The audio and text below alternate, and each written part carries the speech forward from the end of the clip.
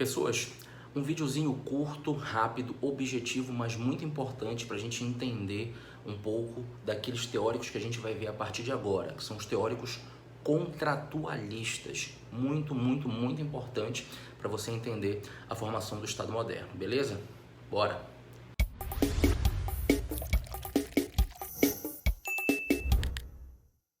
Pessoas, neste momento nós estamos falando sobre a formação do Estado moderno. No nosso último encontro a gente tratou daquele que é um grande ponto de virada teórica, o Nicolau Maquiavel, e sobre a sua concepção de Estado. Ele acaba separando, aquilo que seria Estado e aquilo que seria a Igreja. Então ele acaba humanizando o processo político. Mais uma vez, como eu tinha falado no nosso encontro, ele deixa de pensar a política como ela deveria ser e passa a pensar a política como ela é. Se você não viu, dá uma olhada na aula, vale a pena, vai aparecer em algum lugar aqui da tela os cards, tá bom? Essa videoaula de hoje, ela é dedicada em especial para um processo que a gente tem que compreender para poder falar dos próximos teóricos, que são os teóricos contratualistas. Primeiro, você tem que fixar que eles são filósofos, então eles não estão preocupados em provar aquilo que eles estão falando.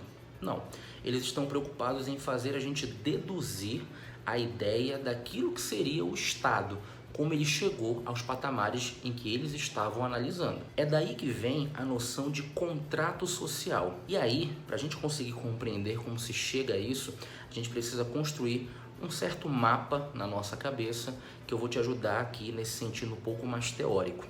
O primeiro momento, e que eles tentam deduzir isso daí, se dá naquilo que é chamado de estado de natureza.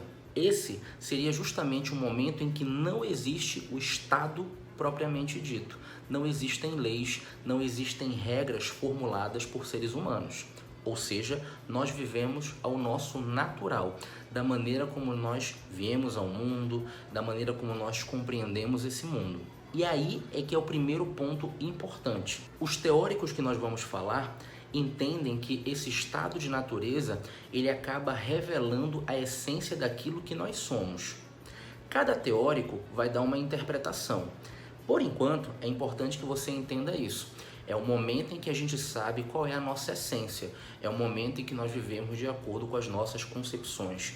E é nesse sentido que eles vão tentar deduzir quem somos nós nesse estado de natureza. Alguns vão dizer que nós somos caóticos, outros que nós somos bons, outros que nós somos pacíficos, digamos assim. No entanto, todos concordam que aconteceu algum problema no estado de natureza. Teve alguma questão que acabou nos forçando a entender que não dava mais para viver sem regras e propriamente ditas uma maneira da gente coagir as pessoas a obedecerem essas regras. Nesse sentido, cada um vai dar uma justificativa, ou seja, cada teórico vai apontar um porquê, um motivo do que o estado de natureza não teria dado certo.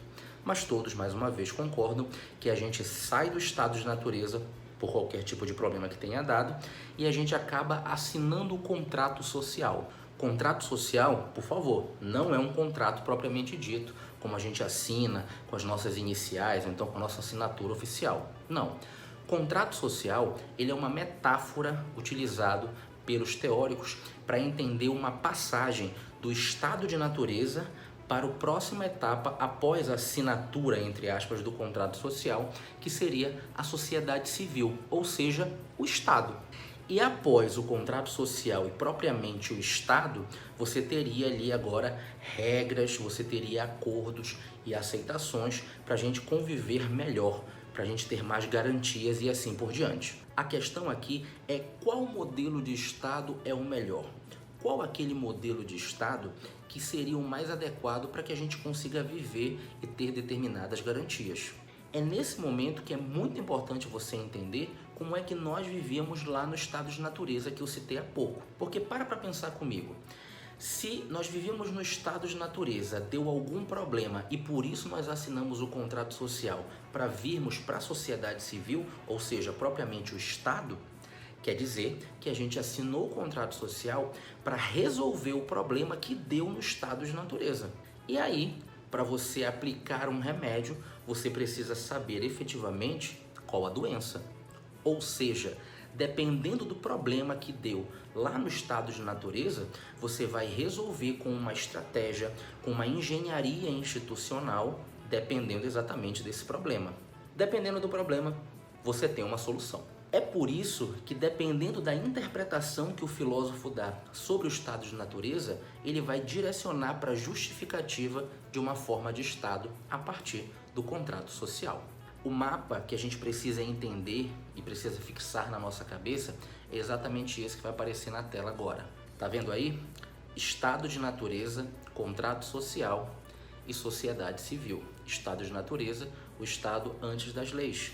Deu algum problema, por isso que a gente assinou o contrato social e passamos à sociedade civil. A sociedade civil com o objetivo de corrigir o problema que teria dado lá no estado de natureza. Baseado nisso daí, é que a gente costuma comentar três teóricos, três filósofos importantíssimos e que se predispuseram justamente a analisar aquilo que seria o estado de natureza, encontraram algum problema, deduziram algum problema, por isso a assinatura do contrato, e baseado no problema que deu no estado de natureza, acabaram propondo uma forma de estado, uma forma de governo.